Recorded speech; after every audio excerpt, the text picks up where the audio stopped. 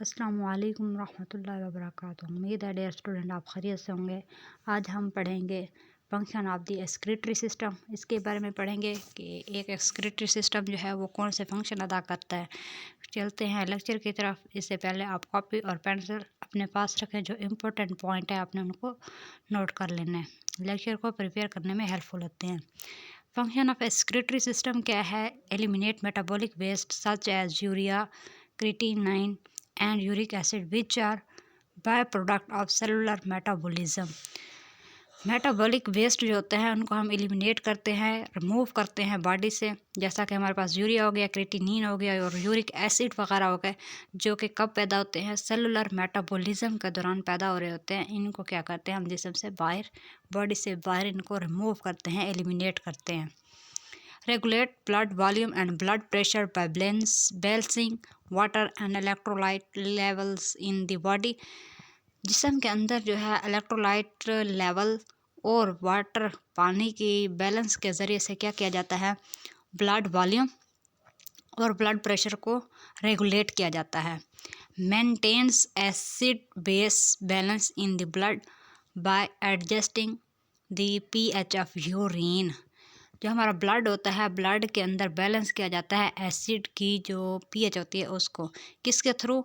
Adjusting the pH of urine. Urine की pH को adjust करते हुए ब्लड के अंदर एसिड बेस को क्या किया जाता है? बैलेंस किया जाता है, उसको मेंटेन रखा जाता है। उसके बाद आता है हमारे पास प्रोड्यूस हार्मोन जो होते हैं, जैसा कि हमारे पास erythropoietins which regulate red blood cells production. Red blood cells की जो प्रोडक्शन होती है, जब वो इनके रेड ब्लड सेल्स जब डाई हो जाते हैं और न्यू रेड ब्लड सेल्स बनते हैं, तो उस वक्त क्या करता है? जो हमारे पास हार्मोन है एरिथ्रोपोइटिन्स, वो हेल्पफुल करता है और रेगुलेट करता है रेड ब्लड सेल की प्रोडक्शन के लिए। एंड और कैल्सिट्रियोल जो है हार्मोन, वो हेल्पफुल होता है रेगुलेट करने के लिए। किसको? कैल्शियम और फास्फोरस लेवल को। नेक्स्ट हमारे पास है इम्पोर्टेंस ऑफ एक्सक्रीटरी सिस्टम। तो एक्सक्रीटरी सिस्टम जो है वो लिविंग ऑर्गेनिज्म के लिए बहुत ज़्यादा एसेंशियल होता है, इम्पोर्टेंट होता है, और ये मेंटेन करता है overall health of human body.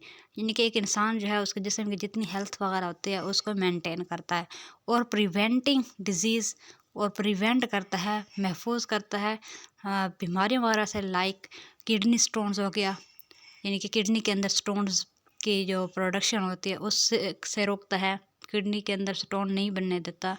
Excretory system जो होता है वो यूरिनरी ट्रैक इन्फेक्शन, यानी कि यूरिनरी ट्रैक जो होते हैं उसके अंदर इन्फेक्शन से भी रोकता है, यानी कि रोकथाम करता है कि उसके अंदर यूरिनरी ट्रैक के अंदर कोई भी इन्फेक्शन क्रिएट ना हो। एंड और किडनी फेलियर, और किडनी के फेल हो जाने से भी उसकी भी प्रोटेक्ट करता है कि किडनी जो है अपनी फंक्शनिंग वगैरह जो है वो प्रॉपर तरीके से करे।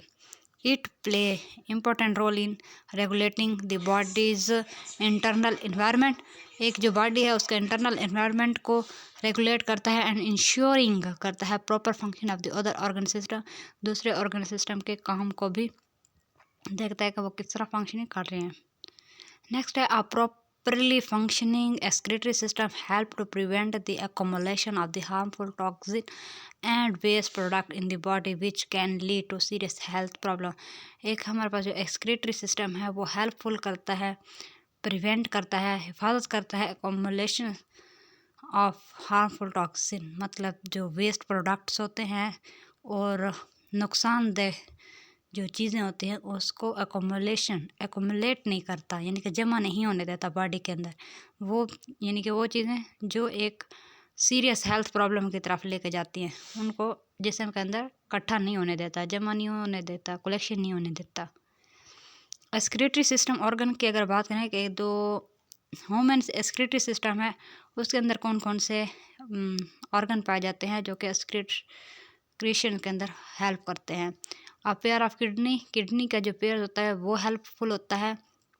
पेयर ऑफ यूरिटर्स जो होते हैं वो हेल्पफुल होते हैं। यूरिनरी ब्लैडर हो गया और यूरिथ्रा जो होता है ये हेल्पफुल होते हैं एक्सक्रीटरी सिस्टम के अंदर।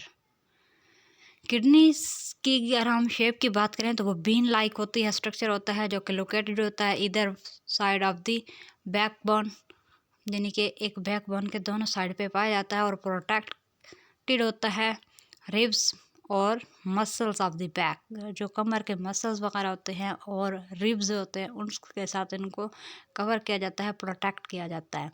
Each human adult kidney has length of 10 to 12 centimeter and width of 5 to 7 centimeter and weight around 150 to 170 ग्राम। हर एक ह्यूमन अडल्ट की जो किडनी है उसकी जो लेंथ होती है वो 10 से 12 सेंटीमीटर होती है, विड्थ 5 से 7 सेंटीमीटर होती है, और जो उसका वेट होता है वो 120 से 170 ग्राम होता है maximum. Kidney have inner concave structure. Kidney का जो स्ट्रक्चर होता है वो कनकेव लाइक होता है, जैसा कि हमारे पास कन्वेक्स होता है और एक होता है कनकेव। कनकेव में क्या होता है स्ट्रक्चर्स, कनकेव का मतलब होता है दबा हुआ, मतलब दबा हुआ स्ट्रक्चर होता है जो कि इनसाइड होता है, इनसाइड की तरफ मुड़ा हुआ होता है। ठीक है, इसके बाद क्या कहते हैं कि जो ब्लड वेसल होते हैं ureter and nerves enters kidney through the hilum. Hilum के ज़रिए से किडनी के अंदर क्या होते हैं, नर्व्स, यूरेटर्स और ब्लड वेसल जो होते हैं वो इंटर होती हैं, which is are not touch at the inner concave surface of the kidney, जो कि किडनी की इनर सरफेस के साथ जुड़ी होती हैं। The renal pelvis a large funnel shaped space is present inner to the हेलम।